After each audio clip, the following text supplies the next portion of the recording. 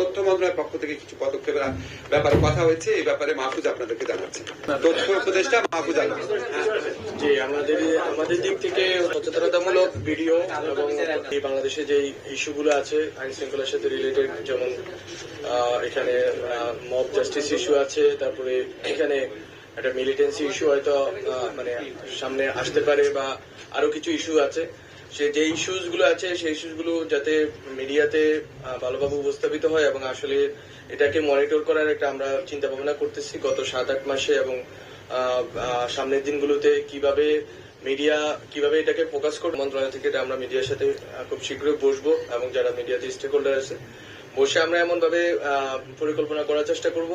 যাতে হচ্ছে যে জনগণ সঠিক তথ্যটা পেতে পারে, এবং যে ফেক নিউজ গুলো ছড়ানো হয় জনগণের ভিতরে উত্তেজনা তৈরির জন্য বা বিভিন্ন ভাবে এক ধরনের টেনশন তৈরি করা হয়, সেটার বাইরে কিভাবে হচ্ছে সঠিক তথ্য নিশ্চিতের মাধ্যমে জনগণকে সঠিকভাবে সচেতন রাখা যায় এবং জনগণকে এনগেজড রাখা যায়, সেই ক্ষেত্রে আমরা মিডিয়ার স্টেক হোল্ডারদের সাথে বসবো। এই দুইটা কাজ আমার মন্ত্রণালয় থেকে আমরা করব, এবং সরকারের বিরুদ্ধে যেহেতু আপনারা জানেন গত 6-7 মাস ধরেই সরকার যখন থেকে আছে দায়িত্বে, ভারত থেকে হোক বাংলাদেশের ভিতর থেকে বিভিন্ন জায়গা থেকে কমিউনিকেশন একটা ওয়ারফেয়ার চলতেছে।